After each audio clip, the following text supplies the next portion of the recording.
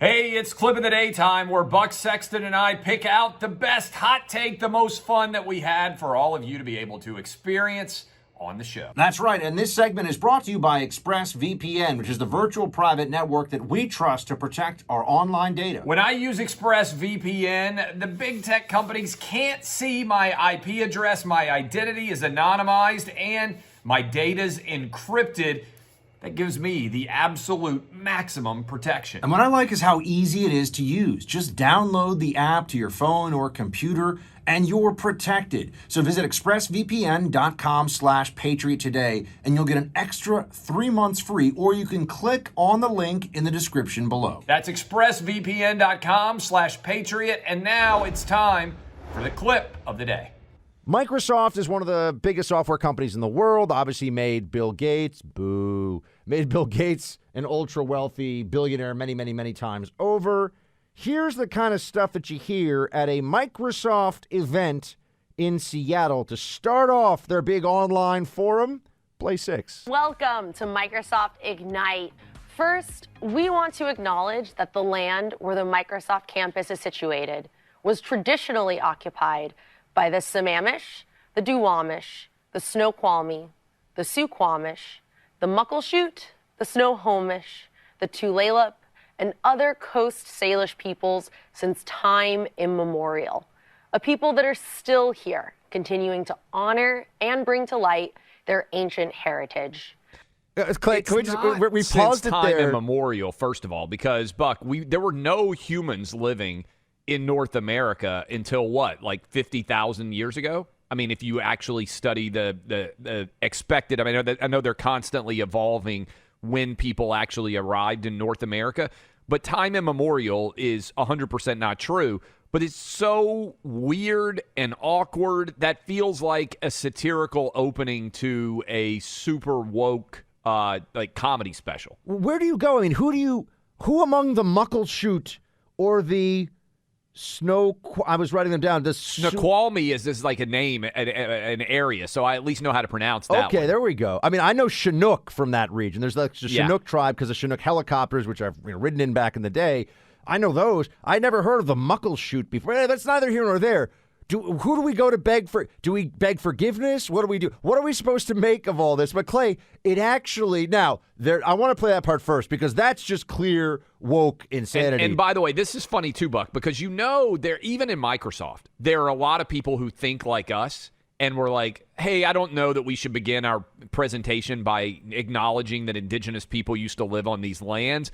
But if somebody raised their hand and said that, they would be afraid of being targeted and potentially losing their jobs because of cultural insensitivity. There's a huge percentage, I guarantee you, of Microsoft employees secretly listening to shows like ours that know in that boardroom, in that meeting, does anybody have any qualms or disagreements with us beginning a meeting beginning that big event like this? Tons of people would have said yes, but they were terrified to raise their hands and say yes. I think that's absolutely true. I also think that if I started this show, I mean, I can't speak to the native tribes of Tennessee. You might know better than indigenous tribes of Tennessee. If I started this show, though, saying, I just want to apologize, everyone listening to the Clay and Buck show, for sitting here in this radio studio on, Iroquois and Huron and, Mohican land. I feel very badly about it. And do I do that every day? How long? What is enough? When can I be cleansed of my sins? When is your white guilt expunged? Yeah. When have you done enough? That's what I want to know. How does this go away ever? But Clay, on this part of it, there's a little bit of a dispute from the audio. People are saying that there's a reason for this, for some of it at least.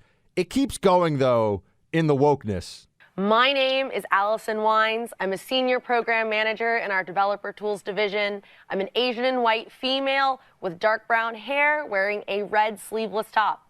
And I'm Seth Juarez, program manager in the AI platform group. I'm a tall Hispanic male wearing a blue shirt, khaki pants. Today we kick off 2 days of learning. Now, okay.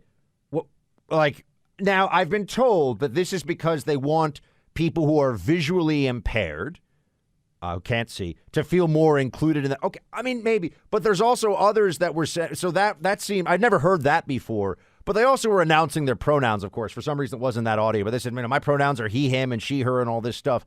And I just want to know, how much of this, Does this have to be the preamble that we all go through all the time? If not, why not? What purpose does this serve, if not to drown oneself in white guilt and then try to expunge it through virtue signaling for one's own benefit, actually? Buck, this is one of the all-time arguments to me that these companies are basically monopolies. Because if you have all of this time, inside of Google, inside of Apple, to be sitting around having debates about things like this, which don't impact your business at all, then you are so powerfully economically as a company that you can overwhelm everyone else and still have time to have these debates and discussions and absurd virtue signaling woke directives, and it doesn't impact your bottom line at all, right? I mean, that's one of the intense competition would, in theory, a company like this, which is obsessed with all this external signaling, which doesn't go to the essence of what the company does, would lose in a truly competitive marketplace to another company that would say, hey, we're just going to kick ass. And it's really kind of absurdly ridiculous that we've ended up in this place. And I think what you're starting to see when the New York Times is saying Democrats are basically too left wing. When you started off earlier talking about all the different people. Al Sharpton, did you see this? Al Sharpton came out and said, hey, I think we've gone too left wing in the Democratic Party. When Al Sharpton is like, hey, I think we've lost our sense of reality, you're way out there in space cadet land. Clay, they're talking about trying to cancel or at least, repudiate some of the work of the most successful black comedian of our generation. Yes. Who is a liberal who does not like conservative ideas overwhelmingly across the board. Doesn't really like conservatives, quite honestly. Yes. Who says that whiteness is what he's actually attacking with all of his work. Not good enough because he upset the trans community. So yeah, they're starting to see that intersectionality, which is their belief system of everything is interlocking levels of oppression. Yes. And everyone's on a scale. There's a hierarchy. There's Where a do you victimation fall? pyramid. That's right. And so you're constantly going to be in conflict, not only with the so-called top of the pyramid, white supremacy in the thinking and the construct that they have, but also with each other. You're going to see that other groups, who's truly victimized, who gets to actually determine what is acceptable discourse about different things. I mean, this is another just moment of this Microsoft thing where they do the pronouns and also announce their ethnicities. Hello, everyone. I'm Natalie Gadilla. I'm a Caucasian woman with long blonde hair, and I go by she, her. I'm a product marketing lead here at Microsoft and co-host of the podcast Security Unlocked with this guy. Yes, that would be me. Hello, everyone. I'm Nick Fillingham. I'm a Caucasian man with glasses and a beard. I go by he, him, and I'm a security evangelist here at Microsoft.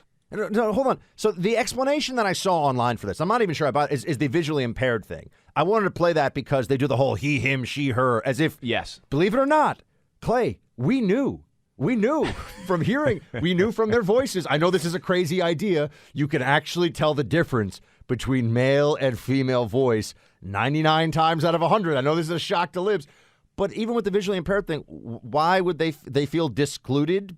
I'm not sure that really. It seems strange to me. I've never heard that before. Well, this also just further ties in with your identity has become a modern form of royalty.